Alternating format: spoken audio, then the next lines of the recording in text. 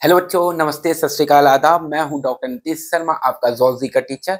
और बेटा हम लोग पढ़ रहे थे human health and disease chapter. तो आपने अगर ध्यान से सुना होगा पूरे पिछले लेक्चर्स को, तो मैंने उसमें क्या क्या पढ़ाया था।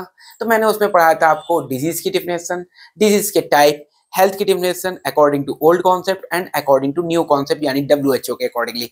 फिर उसके बाद मैंने आपको बताया था कि डिजीज जो है वो कितने टाइप की है। तो उसमें हम लोग ने सबसे पहले पढ़ा था बैक्टीरियल डिजीज। कौन कौन सी बैक्टीरियल डिजीज पढ़ी थी, जल्दी बताओ जल्दी। तो बैक्टीरियल डिजीज पढ़ी थी हम लोग ने दो, एक पढ़ी थी टाइफाइड और दूसरी पढ़ी थी निमोनिया। फिर उसके बाद हम लोग ने पढ़ी थी वायरल डिजीज। वायरल डिजीज कितनी पढ़ी बेटा? वायरल डिजीज पढ़ी हम लोग ने तीन। मैंने आपको बताया था जिसमें से एक जो डिजीज है यानी कॉमन कोल्ड, राइनाइटिस, उसका डिस्क्रिप्शन एनसीईआरटी ने अपने में दे रखा है, लेकिन दो डिजीज के नाम लिख रखे हैं जिनको मैंने आपको प्रॉपर वे में एक्सप्लेन भी किया था। एक का नाम है डेंगू और एक का नाम है चिकनगुनिया। तो यहाँ तक हम लोग ने वायरल डिजीज भी पढ़ ली थी। अब हम लोग बात करते हैं नेक्स्ट डिजीज की ओर चलते हैं, यानी हेलिमेंथ डिजीज। तो हेलिमेंथ का मतलब क्या होता है बच्चों? तो हेलिमेंथ होता है वर्म, कोई भी कीड़ा जिसको हिंदी में बोलते हैं, ठीक है। तो वर्म जो होते हैं, वर्म से रिलेटेड जो डिजीजेस होती है उनको हम लोग बोलते हैं हेलिमेंथ। आप याद करिए जब आपने एनिमल किंगडम पढ़ा होगा तो एक फाइलम आया था प्लेटिहेलमिन्थेस और एक आया था एस्केलमिन्थेस। प्लेटिहेलमिन्थेस जिसके अंदर फ्लैट वर्म होते हैं और एस्केलमिन्थेस जिसमें राउंड वर्म होते हैं, ठीक है। तो ये दोनों ही जो है ये वर्म की फाइलम्स हैं। तो आज हम लोग इन्हीं से रिलेटेड डिजीज को पढ़ने जा रहे हैं। तो पहली डिजीज जो हेलिमेंथ डिजीज है, हेलिमेंथ का मतलब हुआ वर्म, ठीक है। और पहली डिजीज हम लोग कौन सी पढ़ने जा रहे हैं? एस्कैरियासिस। अब जैसा कि मैं हमेशा आपको बताता हूँ कि डिजीज को पढ़ने का तरीका क्या है, सबसे पहले उसके पैथोजन का नाम। तो एस्कैरियासिस के पैथोजन का नाम बेटा क्या है?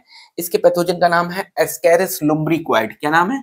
एस्कैरिस लुम्ब्रिक्वाइड।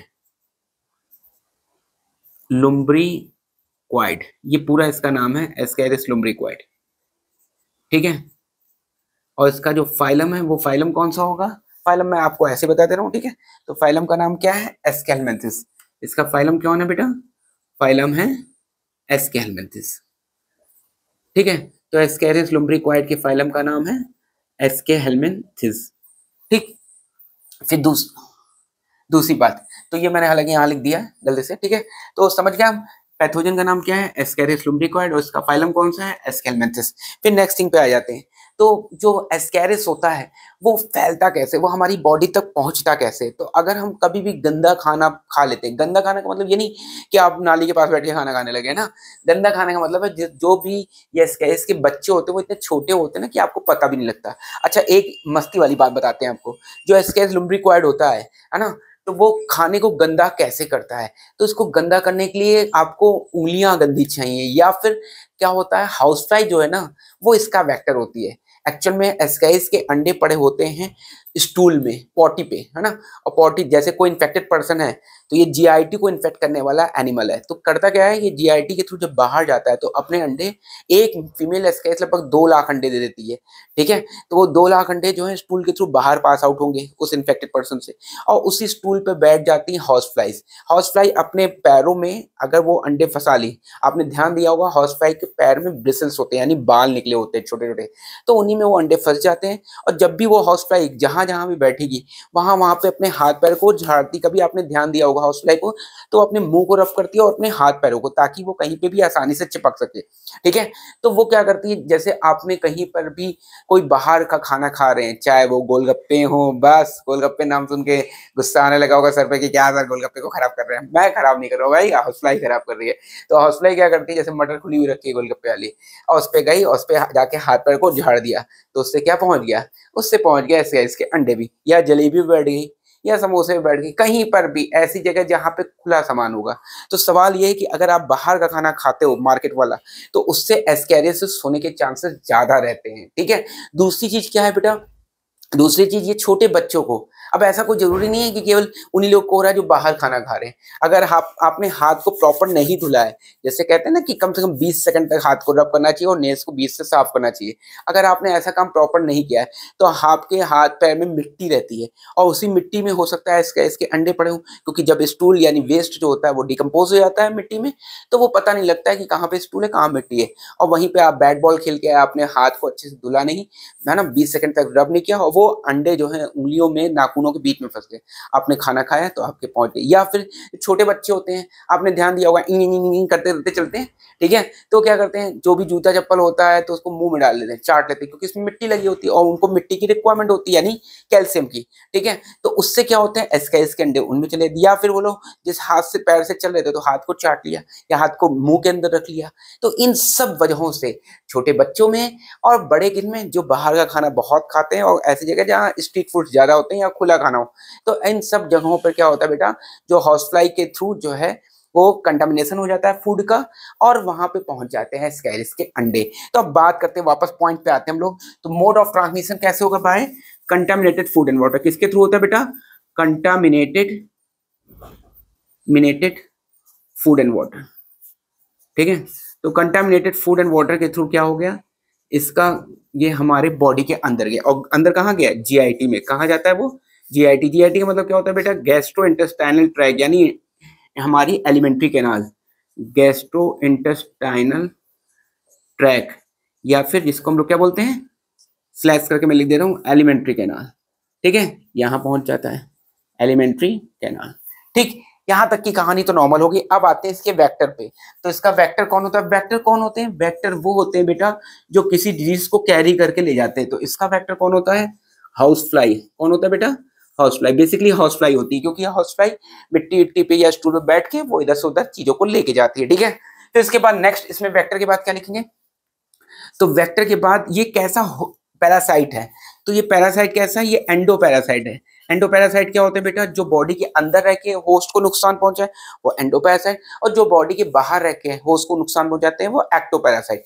जैसे जुएं पड़ जाती लोगों के सर में, तो जुएं हो गई या खटमल हो गए, है ना, या लीच हो गया, ये सब बाहर रह के, या मच्छर हो गया, ये बाहर रह के खून चूसते हैं या बाहर रह के नुकसान पहुंचाते हैं, तो इनको बोलते हैं एक्टोपैरासाइट। लेकिन अगर कोई अंदर रह रहा है, चाहे वो एलिमेंट्री के नाम में रहे चाहे कहीं पर भी, तो वो कहलाते हैं एंडोपैरासाइट। जैसे हो गया टेपवर्म हो गया, जैसे एस्केरिस हो गया, ये ह्यूमन बॉडी के अंदर रहते हैं, और जब जो चीज अंदर रहेगी उसके लिए क्या वर्ड यूज करेंगे, एंडोपैरासाइट, ठीक है। तो ये कैसा पैरासाइट होता है बेटा, ये एंडोपैरासाइट होता है। और कैसा एंडोपैरासाइट होता है ये, एंडोपैरासाइट में भी ये मोनोजेनेटिक एंडोपैरासाइट होता है। तो मोनोजेनेटिक, मैं पूरा लिख दे रहा हूँ, मोनोजेनेटिक एंडोपैरासाइट। अब सवाल ये है कि मोनोजेनेटिक का मतलब क्या होता है, तो मोनोजेनेटिक का मतलब क्या होता है वो भी मैं लिखता हूँ, और एंडोपैरासाइट का मतलब क्या होता है वो भी। तो मोनो का मतलब होता है सिंगल, ठीक है, और जेनेटिक मतलब होस्ट, मतलब सिंगल होस्ट में लाइफ साइकिल को कंप्लीट करने वाला। तो it completed it's life cycle, it completed life cycle, छोटा और मुझे लिखना पड़ेगा या हटाना पड़ेगा इसको ना, इट कंप्लीटेड लिख लीजिए आप लाइन तब तक, it completed life cycle in single host. तो मैं यहाँ पे लिख दे रहा हूँ, it completed life cycle in single host. तो जो भी अपनी लाइफ साइकिल को सिंगल होस्ट में कंप्लीट करते हैं उनको क्या बोलते हैं, मोनोजेनेटिक, ठीक है, मोनोजेनेटिक एंडोपैरासाइट, इसका पूरा मतलब हो गया, ठीक है बेटा। और एंडोपैरासाइट का मतलब क्या होता है, एंडोपैरासाइट का मतलब वो ऑर्गेनिज्म जो कि बॉडी के अंदर रह के होस्ट को नुकसान पहुंचाते हैं। तो ये एंडोपैरासाइट यानी organism which harm the host, harm the host by living inside the body, ठीक है बेटा, बॉडी ऑफ होस्ट। तो दोनों की मीनिंग समझ में आ गई, ठीक है। मोनोजेनेटिक एंडोपैरासाइट का मतलब क्या होता है कि ऐसा होस्ट जो अपनी लाइफ साइकिल सिंगल होस्ट में कन्वर्ट करता है। और सिंगल होस्ट, यहाँ पे हमारा सिंगल होस्ट कौन है, यहाँ पे सिंगल होस्ट में कौन आ जाएगा, ह्यूमन। हम ही लोग उसके एक सिंगल होस्ट हैं एस्केरिस के, जिनमें वो अपनी लाइफ साइकिल को कंप्लीट करता है, ठीक है। तो यहाँ तक की बात समझ में आ रही सबको, जल्दी जल्दी नोट करते जाओ। देखो लिखना जरूर, लिखोगे नहीं तो फायदा नहीं मिलेगा, ठीक है। अब फिर इसके बाद हम लोग आते हैं आगे पैरासाइट के बाद इसमें साइन और सिम्टम पर। तो साइन एंड सिम्टम्स, क्या क्या सिम्टम्स और साइन मिलेंगे। तो अगर देखिए आपको लगता है कि आपके अंदर एस्केरिस के, मैं जो बोल रहा था कि जैसे आप गोलगप्पे से एस्केरिस मिल जाएगा या बाहर के छोले कुलचे से मिल जाएगा, अगर आपको लगता है कि मैं ऐसे बोल रहा हूँ तो आप थोड़ा सा एग्जामिन करिए अपने आप को। तो कैसे पता लगेगा कि आपके अंदर एस्केरिस के बच्चे हैं या नहीं है, ठीक है। तो आप कैसे देखिए, अगर किसी को बहुत भूख लगे लेकिन उसकी बॉडी में वो खाना लग ना रहा हो, मतलब खाना ज्यादा खाता हो लेकिन शरीर दुबला पतला हो, ठीक है। तो हो सकता है ऐसे बच्चों को क्या हो रखा हो, एस्कैरिस, क्योंकि एस्कैरिस के अंडे कहाँ रहते हैं, एस्कैरिस के बच्चे रहते हैं एलिमेंट्री कैनाल में। और जो भी आप फूड खाओगे जब वो डाइजेस्ट हो जाता है तो वो हो जाना चाहिए एब्जॉर्ब आपकी बॉडी में, लेकिन वहां पर क्या होता है, जिसके में एस्कैरिस रहते हैं, एस्कैरिस के बच्चे उस डाइजेस्ट फूड को खा डालते हैं। ठीक है, यानी डाइजेस्ट आप कर रहे हो और खा वो रहे हैं, तो वो अपने नंबर बढ़ाते रहेंगे और आपको खाना नहीं मिलेगा तो आप दुबले पतले रह जाओगे। तो अगर कोई बच्चा खाना ज्यादा खाता हो लेकिन वो कैसा हो, दुबला पतला हो, ठीक है, तो हो सकता है उसके अंदर एस्कैरिस हो। उसके अलावा क्या सिम्टम पता लगेंगे, जो नाभि होती है यानी अम्बलाइकस, अम्बलाइकस के आसपास के रीजन में पेन होने लगता है, हल्का हल्का पेन रहेगा, बहुत ज्यादा नहीं, तो एब्डोमिनल पेन होगा अराउंड द अम्बलाइकस। तीसरा सिम्टम क्या मिलेगा एस्कैरिस वाला, कि जब वो सोएगा तो उसके सलाइवा जो है वो बाहर निकलेगा, यानी सलाइवेशन ड्यूरिंग स्लीप। और चौथा सिम्टम क्या मिलेगा, वो दांत को ग्राइंड करता है सोते समय, दांत किटकिटाता है। तो अगर ये 4 सिम्टम मिल रहे हैं तो इसका मतलब उसको क्या हो सकता है, एस्कैरियासिस हो सकता है। आप जब डॉक्टर बनोगे तो आपके पास मम्मी अपने बच्चों को लेके आएगी कि मेरा बच्चा खाना तो बहुत खाता है लेकिन उसके शरीर में लग नहीं रहा है, वो दुबला पतला ही रह जा रहा है, तो इसका मतलब उसको क्या हो सकता है, एस्कैरियासिस हो सकता है। ठीक है, तो इतनी बातें नोट डाउन कर लो फटाफट, फिर मैं आपको आगे बताता हूँ। ठीक है, मैं साइन एंड सिम्टम तब तक लिख रहा हूँ। तो साइन एंड सिम्टम मैंने क्या बताया आपको, देखिए इसमें साथ साथ क्या जाएगा बेटा, फीवर। तो फीवर के सिम्टम वैसे जैसे हम लोग पढ़ते थे, फीवर विद चिल यानी ठंड लगना, साथ साथ फीवर में हेडेक, बॉडी एक, हेडेक, बॉडी एक, मसल पेन, ये तो हो गए फीवर के सिम्टम सारे, मसल पेन। ठीक, उसके अलावा क्योंकि ये एब्डोमेन में रहता है ना, तो एब्डोमेन में रह के क्या करता है, इंटेस्टाइन को कोरोड कर देता है, तो इंटेस्टाइनल क्या होने लगेगी, ब्लीडिंग, इंटेस्टाइनल से ब्लीडिंग होने लगेगी। ठीक है, क्योंकि इंटेस्टाइनल वॉल को क्या कर देगा, तोड़ देगा, और अगर ब्लीडिंग होगी तो स्टूल के थ्रू ब्लड बाहर आने लगेगा, तो उसके बॉडी में ब्लड की कमी हो जाएगी, यानी क्या हो जाएगा बेटा, एनीमिया। और साथ साथ जब बच्चे खूब सारे अंदर इकट्ठा हो जाएंगे एलिमेंट्री कैनाल में यानी इंटेस्टाइन में, तो इंटेस्टाइन क्या हो जाएगी, ब्लॉक हो जाएगी, तो blockage of intestine, blockage of intestine. ठीक है, यहां तक के जो सिम्टम्स हैं ये तो हो रहे हैं, कौन से सिम्टम, वो सिम्टम जो एनसीईआरटी लिखती है। ठीक है, और आपको जो याद रखना है, लेकिन जो मैंने आपको एक्स्ट्रा सिम्टम बताया कि जो एब्डोमिनल पेन रहेगा वो कहाँ रहेगा, अराउंड द अम्बलाइकस, ग्राइंड करेगा टीथ को, सलाइवेशन ड्यूरिंग स्लीप, और क्या उसके जो है भूख बहुत लगेगी लेकिन खाना नहीं लगेगा उसके शरीर में, यानी वो दुबला पतला रहेगा। तो ऐसे सिम्टम अगर मिल रहे हैं तो उसको क्या हो सकता है बेटा, एस्कैरियासिस की प्रॉब्लम। अब आते हैं इसके ट्रीटमेंट पे। तो ट्रीटमेंट, अगर आपको लगता है कि आपके अंदर ये सिम्टम आ रहा है तो आपको दवा क्या लेनी है, एल्बेंडाजोल। क्या लेनी बेटा, एल्बेंडाजोल, 3 महीने में एक बार ले लेनी चाहिए। यही दूसरे नाम से आती है मेबेंडाजोल के नाम से। ठीक है, तो एल्बेंडाजोल, मेबेंडाजोल, इन सब के नाम से आती है दवा, है ना। तो इसको जरूर लेना चाहिए, ये ट्रीटमेंट है। ठीक, पहले इतनी बात नोट कर लो, फिर इसके बाद आगे बताते हैं।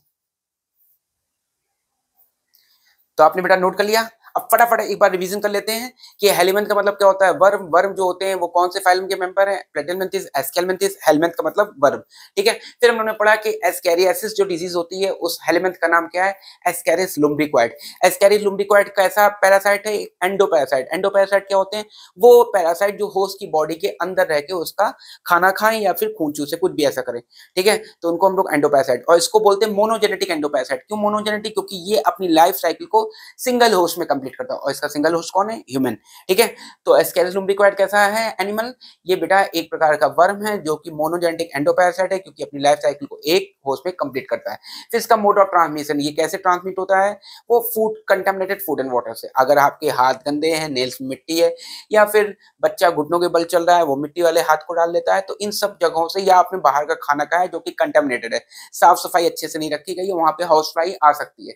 तो ऐसी सभी कंडीशंस पे क्या हो सकता है, फूड कंटामिनेटेड होगा, तो कंटामिनेटेड फूड एंड वाटर के थ्रू एस्कैरिस लुम्ब्रिक्वाइड फैलता है। फिर उसके बाद इसका मोड ऑफ ट्रांसमिशन हो गया। फिर उसका रूट क्या है, रूट है एलिमेंट्री कैनाल यानी जीआईटी यानी गैस्ट्रोइंटेस्टाइनल ट्रैक्ट, जिसको इंटेरॉन भी लिख सकते हैं। ठीक है, तो ये हो गया रूट इसका।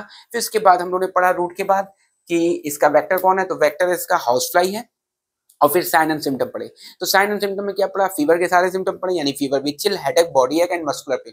उसके अलावा क्या पढ़ा हम लोगों ने, एब्डोमिनल पेन। क्यों एब्डोमिनल पेन हो रहा है, क्योंकि इसके खूब सारे बच्चे जो इंटेस्टाइन के अंदर भरे हुए हैं, उसकी वजह से एब्डोमिनल पेन भी हो रहा है। और साथ साथ क्या हो जाएगा, वो इसके बच्चे जो है वो इंटेस्टाइनल वॉल को तोड़ते रहते हैं, और जब तोड़ेंगे तो इंटेस्टाइन में से ब्लीडिंग होने लगेगी, और वो ब्लीडिंग वाला स्टूल बाहर भी पास आउट होगा। तो इंटेस्टाइनल ब्लीडिंग होगी तो उसकी वजह से क्या हो जाएगा बेटा, एनीमिया। देखो सारे सिम्टम एक दूसरे से कोरिलेटेड है, अगर आप थोड़ा फोकस करोगे तो आपको सारे सिम्टम याद हो जाएंगे। ठीक है। तो जैसे fever which will headache body है मस्कुलर पेन, ये तो फीवर के सिम्टम हो गए। फिर क्योंकि जीआईटी के थ्रू इन्फेक्शन हो रहा है तो ऑब्वियस सी बात है कहीं ना कहीं वो पेट में दर्द कराएगा, तो एब्डोमिनल पेन होगा, ठीक है। इंटेस्टाइनल ब्लॉकेज हो जाएगा, इंटेस्टाइनल ब्लीडिंग होगी, और जब इंटेस्टाइनल ब्लीडिंग हो जाएगी तो जिसकी वजह से क्या हो जाएगा, एनीमिया कॉज हो जाएगा, वीकनेस फील होने लगेगी। उसके अलावा नोजिया वॉमिटिंग भी फील होती है बच्चे को अगर ज्यादा मात्रा में एसकेएस के बच्चे बॉडी के अंदर रहते हैं। उसके अलावा मैंने आपको क्या बताया कि आपको कैसे पता लगाएं कि आपको एसकेएस का इन्फेक्शन है या नहीं है। तो मैंने आपको बताया कि हल्का हल्का, जिसको लोग जनरल लैंग्वेज में क्या बोलते हैं, मीठा मीठा दर्द हो रहा है। मीठा का मतलब ये नहीं मीठा खाने के बाद दर्द हो रहा है, मीठा का मतलब होता है हल्का स्लाइट पेन। तो अगर हल्का हल्का दर्द हो रहा है आपको कहाँ पे, अम्बलाइकस यानी आपकी नाभि के चारों ओर के हिस्से में, साथ साथ क्या हो रहा है बेटा, आप दांतों को ग्राइंड कर रहे हैं ड्यूरिंग द स्लीप, और सलाइवेशन, खूब सारा पिलो पे सलाइवा आ जा रहा है, ठीक है, ड्यूरिंग स्लीप। और उसके अलावा जो है आप खाना बहुत खा रहे हैं लेकिन आपके शरीर में नहीं बन रहा है, यानी आपका शरीर दुबला पतला लेकिन आप खाना ज्यादा खा रहे हैं। तो ऐसा अगर केस दिखता है आपको तो it may be you are suffer from the aschelminthes के मेंबर एस्केरियासिस से, ठीक है। अब इसकी दवा कौन सी है, एल्बेंडाजोल या मेबेंडाजोल। अगर आप 17-18 साल के हैं तो आप एल्बेंडाजोल को 400 mg के फॉर्म में यूज करिए। 400 mg की एक गोली खानी है आपको रात में सोने से पहले, ठीक है। ये क्या काम करती है, ये एस्केरियासिस के बच्चों को इंटेस्टाइन में मार देती है और उसको स्टूल से बाहर फेंक देती है, ठीक है। उसके अलावा जो है बेटा, एल्बेंडाजोल नाम ले तो मेबेंडाजोल है, ठीक है, ये जोल करके नाम से आ जाएगा, एल्बेंडाजोल मेबेंडाजोल के नाम से। और इसको हर 3 महीने पे एक बार रिपीट करना चाहिए, ठीक है। तो अगर आपको अच्छा लगा हो वीडियो तो दूसरों से शेयर जरूर करिएगा, और मैं आपको अपने चैनल पे निमोनिक्स भी बताता रहूंगा, छोटे शॉर्टकट्स भी, ठीक है। पैथोजन को नाम याद करने का तरीका, जैसे इस चैप्टर की बात अगर करें डिजीज के पैथोजन के नाम याद करने के तरीके, तो ये सब तरीके मैं बताता रहूंगा। तो आप इस चैनल पे बने रहिए और इसको प्रॉपरली देखते रहा करिए, ठीक है। तो चलो हम लोग नेक्स्ट अब आगे स्टार्ट करेंगे दूसरी चीज, ठीक है। Till then thank you very much.